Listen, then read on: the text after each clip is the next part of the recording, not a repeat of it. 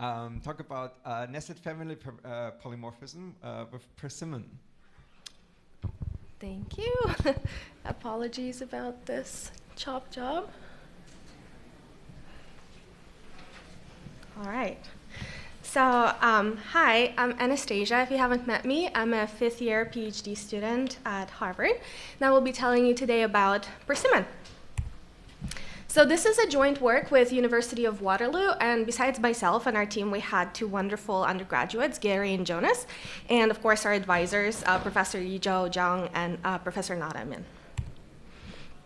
And before I dump a load of details on you, I just wanted to give you a small overview of what I'll be talking about. I'll begin with a motivating example to show you why we care about this sort of thing. Then I will dive into the discussion of the features of our language and how we support them in the calculus.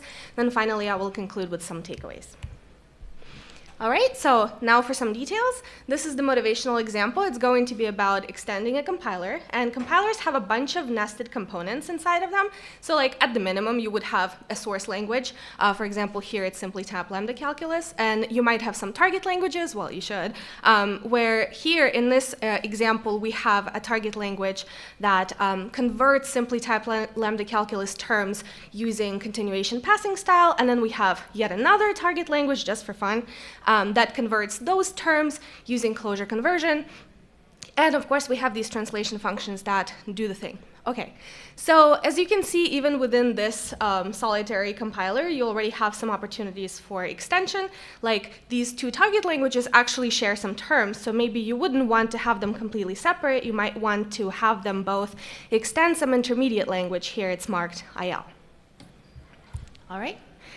But let's take this one step further. Maybe we will actually like to extend our source language. So languages change over time, and we might want to add some features to our base SDLC, which is kind of weak right now.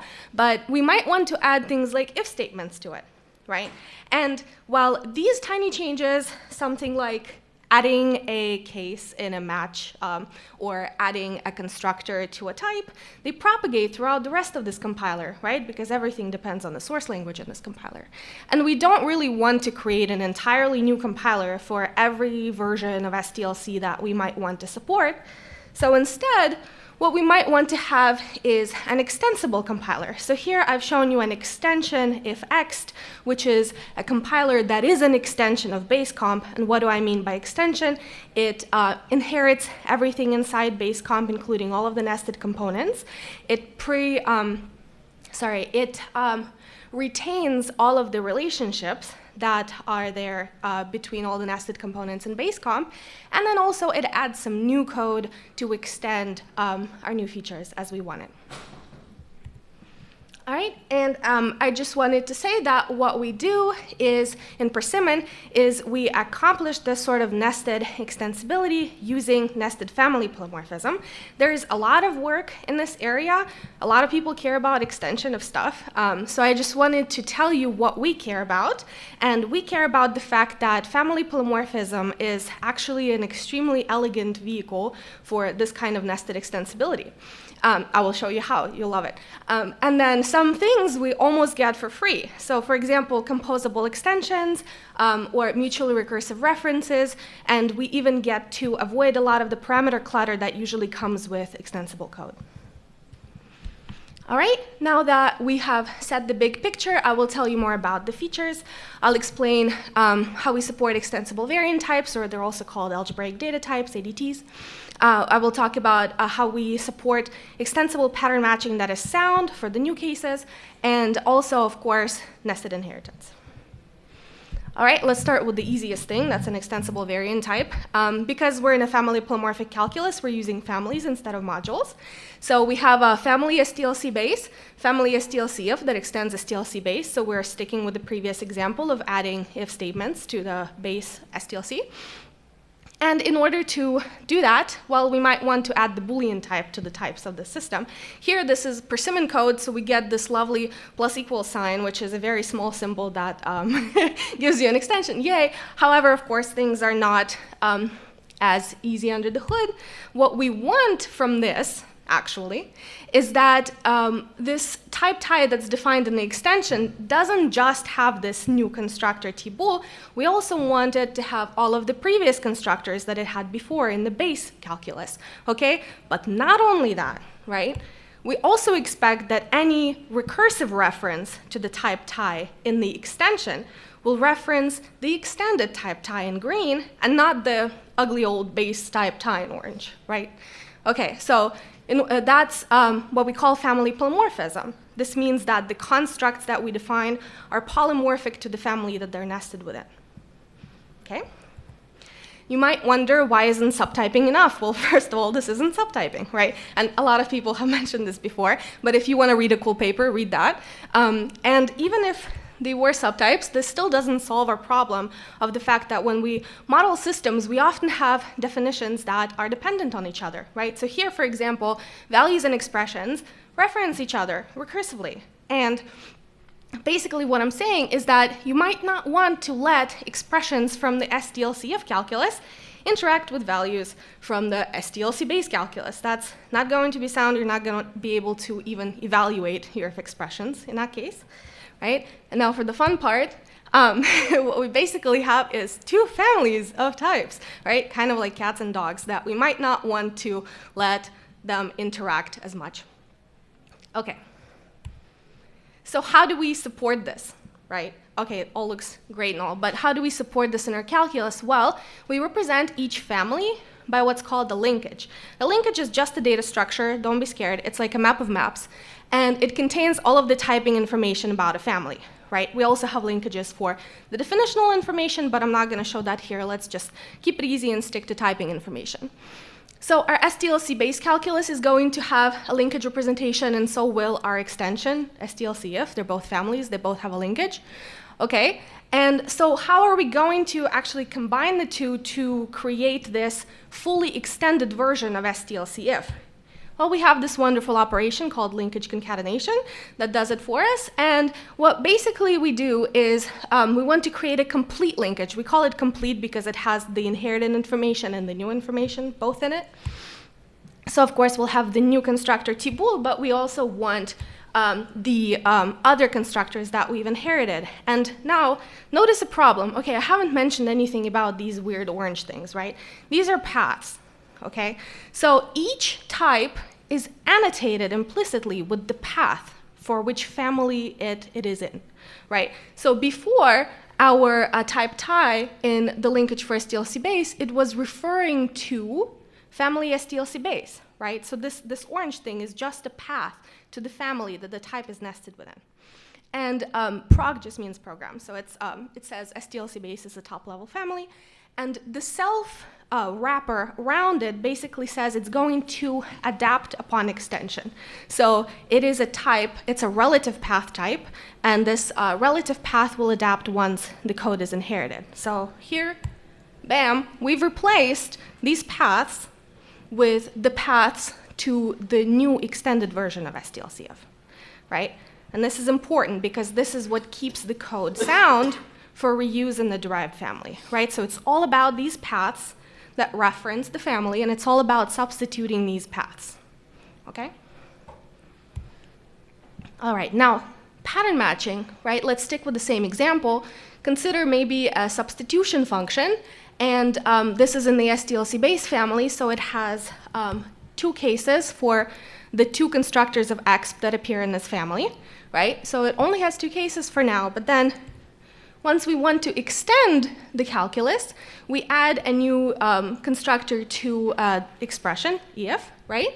And once again, with the plus equals in Persimmon, we add a new case to this function, right? So we're matching on expressions here, and now that we have a new constructor that creates expressions, we want to have a case for that one too, right? So, okay, that's great, but how do we know that it's sound yet again?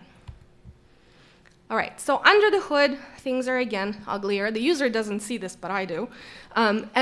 Basically, this function from the base calculus, and well, from the other calculus too, but let's stick with the base for now. It's going to be separated into two parts. There's going to be kind of like a header function that has a match expression in its body, and then the match cases are actually going to be completely separate. It's going to be a separate top-level family polymorphic construct. And the use of that is that, well, this cases construct is now family polymorphic as well, so it also adapts to the family it's nested within, and when it is inherited, the paths will be updated just as I showed you before. And something else that's interesting is we're a fully static family, so we love annotations, right? So this cases construct is going to have more typing annotations that we're going to need for type checking. And this first one that I'm showing you is it's annotated with the type that it's matching on, right? So it's saying here, I'm matching on expressions, and if you remember, there's an implicit path there that points to the family where this cases construct is coming from. So once it's inherited, that path is actually going to be updated, and it's going to say, oh, actually I'm matching on expressions from this extended calculus, not the one before. Okay, so that's important. Then this one's not so important. This is just the input type. It is any extra information you might want within the pattern match. So here, it's just those extra arguments from the actual subst function. And then my favorite, the output type, in fact, exhaustively specifies every constructor that is matched here. Okay, so it is a very detailed type that says this cases construct only applies to the eval constructor of exp and the eapp constructor of exp. And this output type is what's going to help us statically check existivity of the pattern match cases after extension.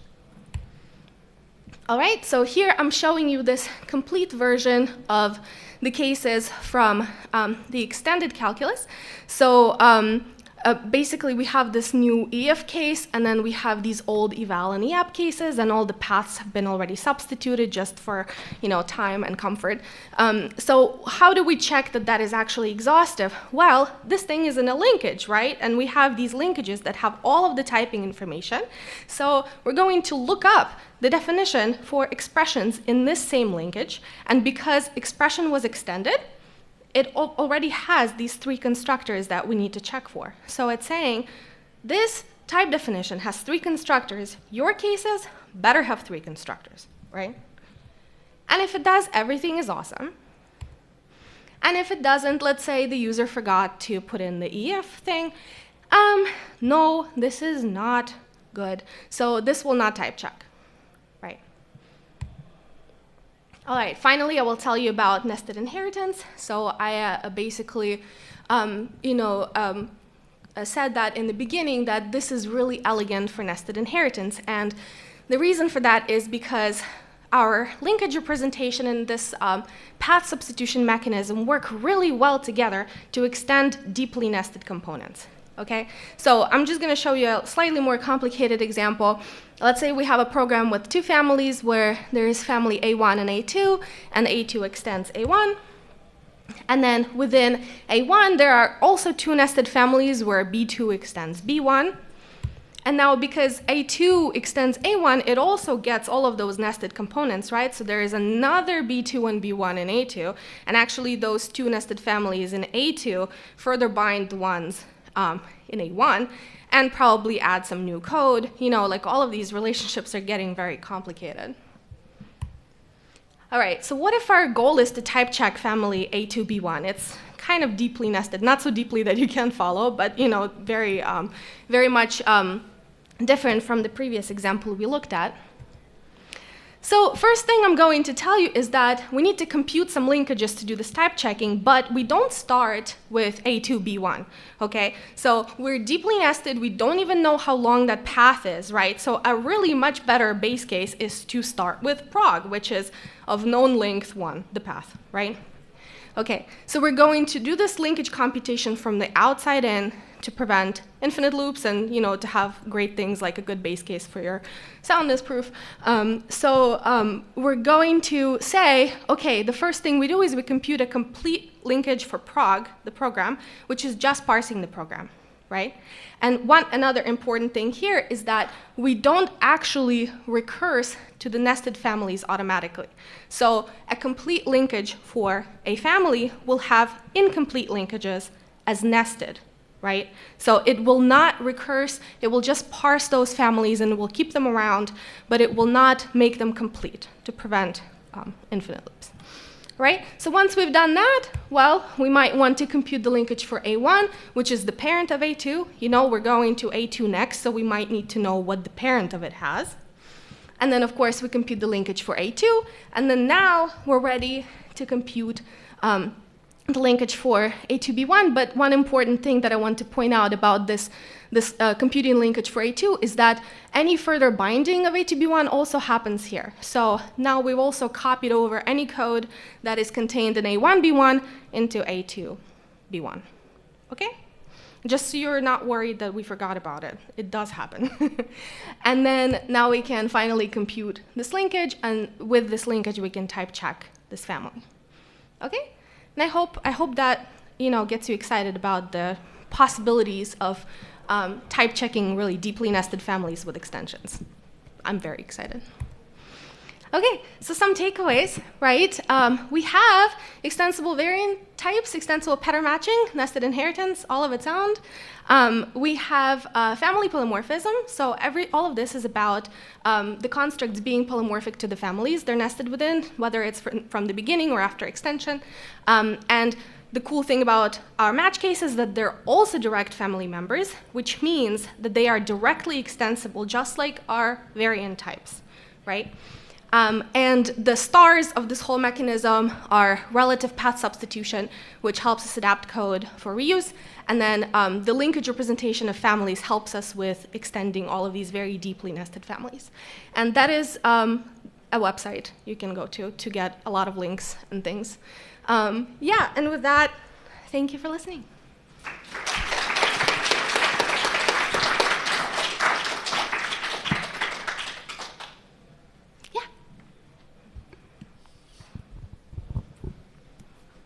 Hi. Thanks for the talk. This looks like a very nice language design.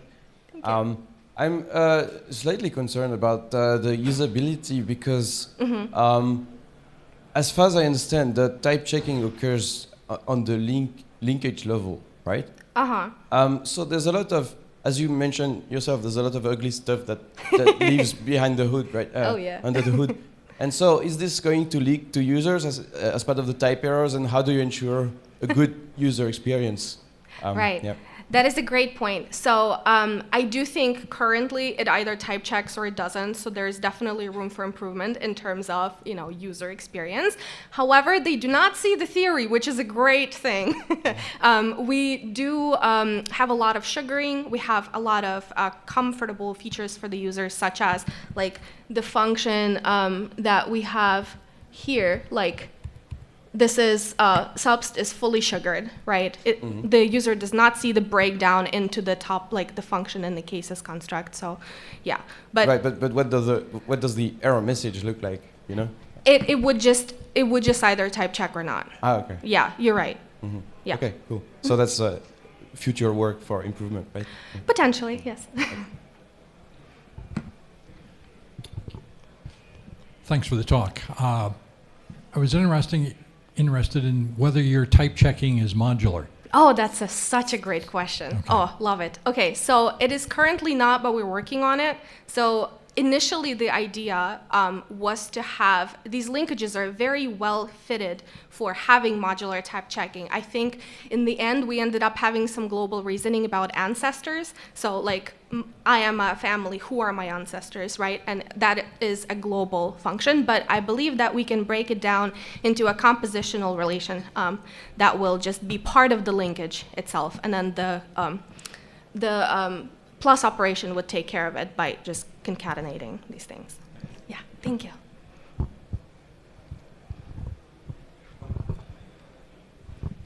Yeah, thank you. Maybe just as a quick follow-up, I would be a bit concerned about modularity because you will need some form of coherence guarantee across all the board, and so that means that if you have two different nested families that decide to extend the same family, then you will get in trouble, right? So now you will need to get in sort of like orphan rule, Rust-like kind of system. So be on the lookout for that. Okay, yeah, I will definitely be talking to you more about this. Thank you. Okay. Thank you again, Anastasia. Thank you.